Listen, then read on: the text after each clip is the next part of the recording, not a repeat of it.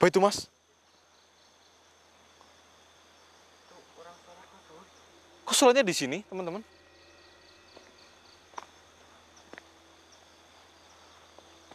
Assalamualaikum. Bentar, Mas. Kita tanyakan saja ke dia nanti, ya. Nunggu dia selesai sholat, biar kita bisa tahu, Mas, tentang lokasi makam. Assalamualaikum warahmatullahi wabarakatuh. Selamat malam teman-temannya di rumah. Semoga kalian sehat ya. Dan hari ini seperti biasa saya ditemani oleh Mas Foto. Mas, gimana kabarnya, Mas? Alhamdulillah baik, Mas Bon gimana? Alhamdulillah saya juga baik, Mas. Dan ini teman-teman, saya di sini nggak akan melakukan penelusuran seperti biasa ya, tapi saya ingin menguak karena di sini tuh ada sebuah makam ya. Ada satu makam di sini. Ini ada yang aneh ya teman-teman, kan biasanya kalau orang meninggal itu di makamnya di TPU ya, Mas, tempat pemakaman umum. Tapi ini ada satu yang dimakamkan di area ini, dibilang perkarangan ya, masuk juga hutan ya masuk ya, Mas. Iya Mas Bon. Dan ini saya dibilangin sama warga setempat, katanya dulu ya makam ini dia belum lama ya, kurang lebih baru katanya sih 14 harian. Jadi saya tanya kenapa dimakamkan di area ini, katanya waktu para warga tukang gali kubur, mereka menggali kubur di TPU itu ada halangan. Seperti waktu mereka gali di liang lahat yang pertama itu banjir, Mas. Liang lahat itu banjir sampai selutut. Terus mereka putuskan untuk menutupnya lagi. Mereka mengganti ke geser tempat ke sebelahnya, nggak banjir, cuman ada kayak apa itu, pecahan seperti botol sama banyak bekas-bekas gelas gitulah, Mas. Dan juga banyak batu. Terus mereka mencobanya lagi ke sebelahnya lagi dan sama, Mas. Bahkan warga juga udah inisiatif pindah ke TPU di sebelah, tetap sama. Makanya karena mereka udah bingung juga udah dikejar sama waktu, kasihan jenazahnya nggak dimakamin, mereka putuskan untuk menggali kubur di area ini. Dan ternyata nggak ada banjir, nggak ada air, dan nggak ada halangan lagi di sini, Mas. Jadi dengan terpaksa mereka menguburkannya di area ini. Tapi yang jadi pertanyaan, kenapa jenazah ini nggak bisa dikuburkan di TPU, Mas? Itu yang jadi pertanyaannya. Dan warga juga sampai heran ini, soalnya di desa mereka itu baru pertama kali kejadian seperti ini. Padahal orangnya ini bisa dibilang, kata warga setempat ya teman-teman, itu rajin beribadah, rajin sedekah, dan pintar mengaji juga. Bahkan dia itu suka mengajarkan kepada anak-anak kecil mengaji. Jadi warga heran dan saya juga tertarik ingin mengetahui apa yang terjadi pada jenazah tersebut. Jadi sepertinya kita nggak usah kelamaan aja ya teman-teman. Mas Foto udah siap? Siap. Ya udah, kita langsung mulai aja ya. Oh ya, buat teman-teman di rumah, saya ingatkan ya, jangan di skip iklannya. Karena kalau kalian skip iklannya, nanti kita nggak bisa lebih berkembang ya, Mas. Nggak bisa lebih maju lagi. Dan itu adalah sebagai bentuk dukungan dari kalian kepada kami, biar kami bisa lebih membantu banyak orang lagi. Yaudah teman-teman, kita langsung mulai aja ya. Ayo, Mas. Ya Mas Bon. Ayo, bismillahirrahmanirrahim. Ini katanya di sebelah sini, Mas, cuman saya nggak tahu. Tadi warga cuma bilang di sini, masuk lurus saja ke sana, terus deket jalan. Cuman ini jalan apa saya juga nggak tahu. Katanya ya buat bisa lewat mobil lah gitu. Ya udah ya, Mas, nanti kalau ada apa bilang ya, Mas. Baik Mas Bon. Ini Mas Foto dan teman-teman di rumah pernah apa itu, kayak mengalami tetangga kalian yang seperti ini nggak bisa dimakamin di TPU, Mas? Kalau di tetangga saya itu nggak ada Mas Bon. Nggak ada ya. Saya juga nggak pernah sih, Mas. Cuman ini baru pertama kali saya dengar. Saya agak heran ini. Biasanya kan cuma ada di sinetron-sinetron gitu ya, Mas. Iya Mas Bon. Tapi ini aneh sih, dan bikin saya tertarik dengan pemakaman yang ada di sini. Tadi siang saya juga udah ke tempat apa itu, bekas liang lahatnya. Saya udah minta izin untuk digali lagi, ternyata nggak keluar air. Dan ini jadi pertanyaan ya, kenapa waktu ada jenazahnya mau dikuburin, udah digali dalam, udah sekitar 2 meter, 2 meter ke sana sininya udah jadi siap dimakamkan lah ya. Itu keluar airnya terus sampai selutut. Tapi waktu tadi saya coba gali sampai dalam, nggak keluar ini. Coba kita ke sana. Kenapa, Mas? Aneh juga itu Mas Bon. Itu aneh teman-teman. Makanya saya itu semakin tertarik Ini jalannya kemana ya mas? Belum tahu sih Mas Bro. Kita cari aja Mas Bro. Yaudah yuk. Seperti ini tetap hati-hati ya mas, karena kita nggak tahu daerah ini. Dan apa? Ini juga warga sering bilang ya, kalau itu kan tadi ada jalan ya, yang saya bilang dekat pemakamannya. Itu katanya sering dengar suara kayak apa itu? Orang zikir, orang berzikir sama orang kayak baca-baca suratan gitulah mas. Mungkin ini kayak bisa dibilang apa ya? Soalnya kalau mereka bilang, warga bilang itu nggak ada rumah di sekitar situan, cuma ada satu makam. Dan semenjak ada satu makam itu, mereka itu baru mulai mendengar kayak berzikir, bacaan suratan seperti itu. Coba kita kesini mas. Ayo teman-teman. Assalamualaikum. Assalamualaikum. Ya di roh, ya li kubur, ya li jasad. Siapa yang ada di sini? Tolong tunjukkan di mana makam itu ada. Gimana Mas Bro? Ada jawaban? Ini sih saya belum ada jawaban ya mas, teman-teman. Cuman kalau semisal saya di sini udah melihat beberapa sosok, mereka seperti cuek ke kita, nggak mau ikut campur. Mas, mas, Mas Bro. dengar seperti apa? Gini loh mas, kayak pernah sholat kan mas? Nah, ini kan biasanya kan kayak takbir gitu kan, kayak Allahu Akbar. Ya. Teman-teman dengar nggak? Ini saya mendengarnya ini, Saya nggak mendengar. tapi ini suaranya masih kecil mas. Ya mungkin mas foto juga belum mendengarnya dan teman-teman juga belum mendengar, tapi saya udah mendengarnya ini. Bentar. Saya mendengarkan Mas Bro. Udah dengar kan? Iya Mas Bro.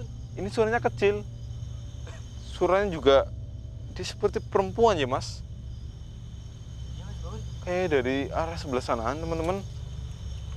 Iya kayak dari arah sebelah sana tuh. Mas Bro. Ya betul mas foto. Ya udah ini teman-teman nggak usah kelamaan lagi ya, kita langsung ke arah sana aja ya. Ayo teman-teman, ayo foto. Tapi ini katanya sih di sebelah sana itu ada jalan ya mas. Mas, mas. Suara. Iya mas, ini teman-teman ya, suaranya semakin jelas, semakin terdengar di sini. Suara orang baca suratan ini ya mas. Tapi di mana Mas Bro? Assalamualaikum. Assalamualaikum. Coba kesini mas. Kesini, kesini. Mas, itu udah jalan mas. Ini jalan. Astagfirullahaladzim. Apa itu mas? Tuh orang sholat Mas Bro. Kok sholatnya di sini teman-teman?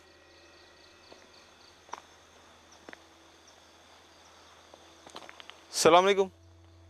Bentar mas, kita tanyakan saja ke dia nanti ya, nunggu dia selesai sholat biar kita bisa tahu mas tentang lokasi makam yang ada di sini mas. Kita tunggu dia sholat mas, karena nggak sopan ya tanya ke orang yang sedang sholat, apalagi mengganggu orang sholat itu nggak sopan. Lebih baik kita tunggu aja mas. Tapi jangan-jangan mas, teman-teman, suara suratan tersebut dari sosok yang sedang sholat ini ya. Tapi kok sholat di sini? Nah ini yang jadi pertanyaan saya ini. Kenapa dia bisa sholat di tempat seperti ini? Padahal kan ada musola di sini, walaupun agak jauh kan. Yaudah, sini mas, coba mas foto kesini lagi. Astagfirullahaladzim. Astagfirullahaladzim. Kelihatan mas mukanya mas? Mas, mas, teman-teman bisa lihat? Ini bukan orang Mas Bro. Astagfirullahaladzim. Assalamualaikum. Saya kira orang Mas Bro. Assalamualaikum. Siapa kamu? Dan kenapa kamu sholat di sini? Jawab pertanyaan saya.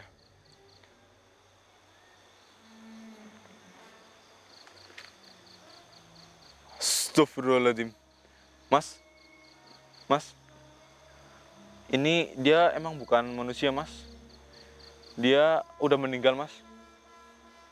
Dan Mas itu ingat nggak dengan makam yang kita cari di sini, teman-teman? Ada hubungannya sama dia? Itu adalah makam dia. Makam milik Bu Nurul. Kok bisa seperti itu mukanya? Saya juga nggak tahu ini. Saya mau tanya. Dan Assalamualaikum Bu Nurul. Saya mau tanya. Kenapa ibu bisa seperti ini? Maaf, muka ibu bisa hancur seperti itu. Dan kenapa ibu sholat pakai mukena yang berwarna hitam?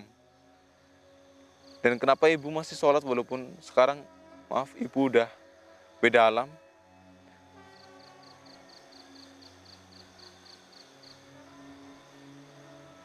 Astagfirullahaladzim. Astagfirullahaladzim. Jadi teman-teman, Ibu Nurul ini, kenapa dia bisa seperti ini? Karena sisa kubur. Iya, siksa kubur.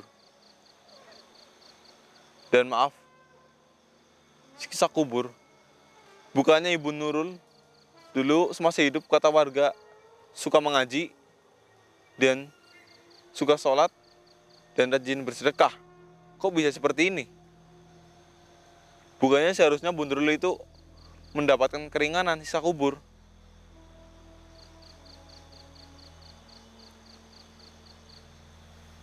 Astagfirullahaladzim.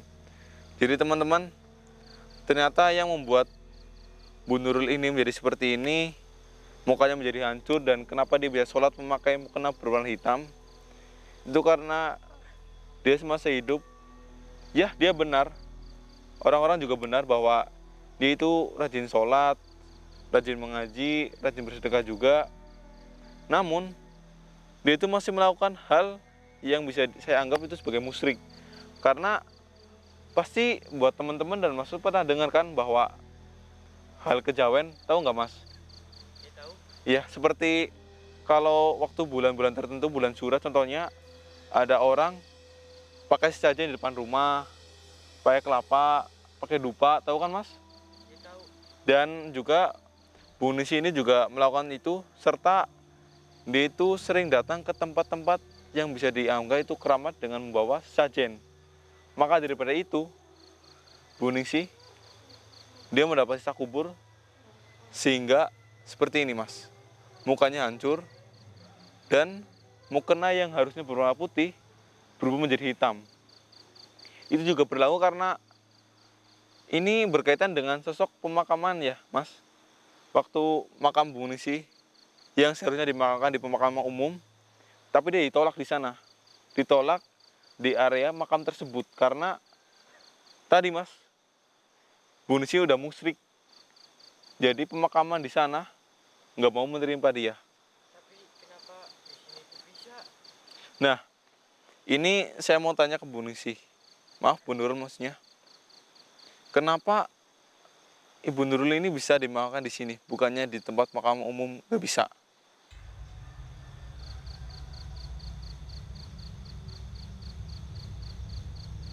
Jadi seperti itu. Jadi seperti teman-teman, karena Kenapa Mas Bur? ini, jadi ada sebuah kiai.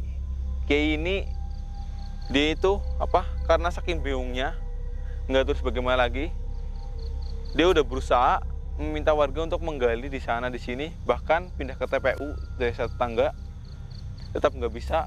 Dia itu meminta doa kepada yang di atas untuk memberikan jalan supaya jenazah Bu Nurul ini bisa dimakamkan. Dan alhasil jawabannya itu adalah dimakamkan di area ini Mas. Ini tanah dari Nurul atau gimana? Bukan, ini tanah mungkin milik negara atau gimana, saya juga nggak tahu. Jadi seperti ini, dia juga bilang dia disiksa oleh malaikat mungkar nain karena marah. Emang dia itu rajin beribadah, rajin sholat, cuman semua itu sia-sia, amalnya sia-sia karena dia itu musyrik. Dia menyembah ke yang lain selain Allah. Maka daripada itu, ini adalah sisa kubur dia. Apa Bu? Maaf Bu, bukannya saya nggak mau nolong ibu, tapi saya nggak bisa ataupun saya itu nggak berhak buat membantu ibu, karena siksa kubur itu pasti ada dan semua orang itu harus menjalankannya. Dan yang saya bisa lakukan mungkin buat Ibu Nurul adalah mendoakan ibu. Iya Bu, nanti saya akan ke makam ibu untuk mendoakan ibu. Kalau boleh saya tahu makam ibu di mana ya di sini?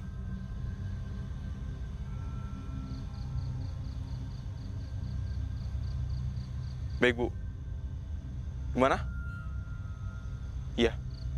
Baik, ini teman-teman, jadi Bu Nurul juga bilang dia itu sering sholat di sini karena dia itu sholatnya untuk meminta pengampunan.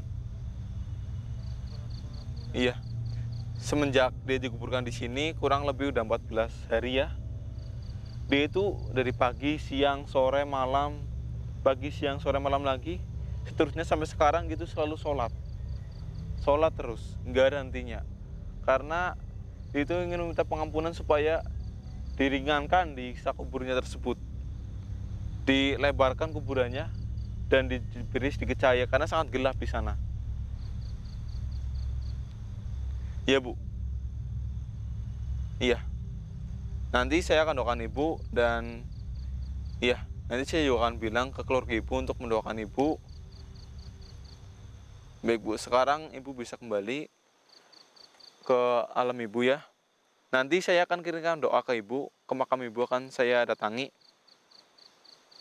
Baik Bu, ibu yang tenang ya, dan ibu harus menghadapi resikonya Bu. Maaf Bu, sebelumnya saya boleh membuka muka ibu biar saya dan teman-teman saya bisa lebih jelas buat dijadikan contoh ini Bu. Baik Bu, ini Mas Soto. Saya akan mencoba untuk membuka muka dari Ibu Nurul ini ya. Bismillah. Ya, bismillah. Permisi Bu. Astagfirullahaladzim Mas. Kelihatan Mas. Ini. Dia itu mukanya itu hancur ya teman-teman. Mukanya hancur karena di alam kubur dia disiksa oleh malaikat. Baik. Baik teman-teman, ini saya akan bantu mendoakan Ibu Nurul ini biar dia itu bisa diringankan siksa kuburnya ya. Dan nanti saya juga akan ke makamnya. Mas Soto pada doa juga ya Mas. Bismillahirrahmanirrahim. Bu Nurul. Ya. Sekarang Ibu Nurul kembali ya. Saya akan berdoa Ibu Nurul. Bismillahirrahmanirrahim.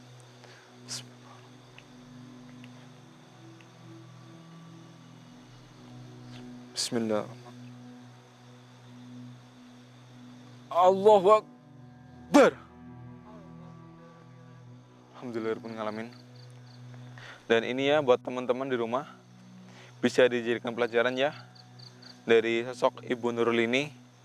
Dia yang udah rajin beribadah, udah rajin sholat, sedekah, dan mengaji, bahkan bisa mendapatkan siksa kubur seperti itu hanya karena satu, dia mengikuti adat yang bisa dibilang itu musyrik, menentang dengan yang harus dia jalankan. Dan nanti saya juga akan ke makam Ibu Nurul ya untuk mendoakannya. Mas itu juga ikut ya Mas? Boleh Mas Bro. Ya biar sisa kuburnya diringankan. Jadi buat teman-teman di rumah, sedikit pesan dari saya ya. Tolong hindari hal-hal yang berbau musyrik, apalagi sampai menyembah ke selain yang Maha Kuasa. Seperti kalian datang ke tempat yang bisa dianggap mistis, angker, ataupun keramat dengan membawa sesajen, itu jangan, itu sudah salah. Apalagi kalau sampai kalian meminta kepada hal selain Allah, itu juga sangat salah. Dan ini ya udah Mas, kita tutup aja ya Mas karena udah terjawab sudah ya Mas. Ya udah, buat teman-teman di rumah, ambil hikmahnya, buang yang negatif, ambil yang positif, dan jadikan ini sebagai pelajaran kalian di rumah ya, bahwa kesalahan kecil apapun kalian itu pasti akan kalian tanggung di dalam kubur ataupun di akhirat. Baik teman-teman, penelusuran saya cukupkan sampai di sini aja dulu. Sekian, wassalamualaikum warahmatullahi wabarakatuh. Ya udah Mas, ini kita langsung ke arah makam Bu Nurul ya Mas. Boleh Mas. Ayo teman-teman, bismillahirrahmanirrahim.